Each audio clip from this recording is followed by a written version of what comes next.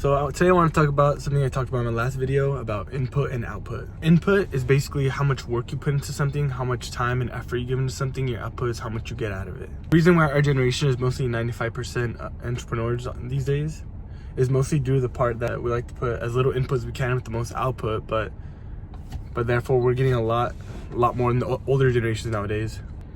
The older generations kind of have like an equal par and par in how much input to output you get, like how many hours you work, how much time and effort you give into something. You also get the promotion and reward back for it. Nowadays, a lot of Gen Zers like me can't really get jobs. I got kind of lucky, as you could tell. I work for an engineering company for the past year or so. I graduated last year. You can kind of see like the old model, kind of like how I'm kind of working off it, but at the same time, I feel kind of empty. I see some people my age not putting as much effort as I am, but making twice as much output as I am, much more reward. That's due to the fact that the entrepreneur model is way more rewarding, a lot more time consuming, but at the same time, at the end of the day, all that input you're putting in is going outputted back into you.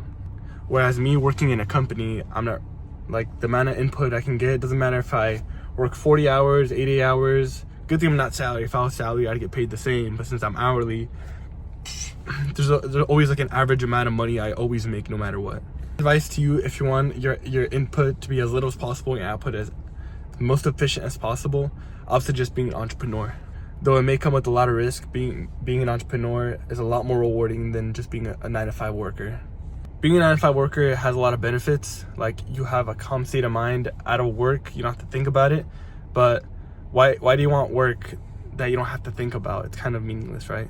So it can be kind of hard, you need a lot of discipline, but what I'm going to try to do is be more of an entrepreneur, transitioning from a 9-to-5 worker into an entrepreneur. So it's something I suggest a lot of us to do nowadays, especially with inflation and this economy. So when you're trying to decide what to do in life, always try to think, is my input the output that I want? Is the amount of work I'm going to put into this position, job, hobby, etc. going to be the output that I want? So it's just something you got to think about.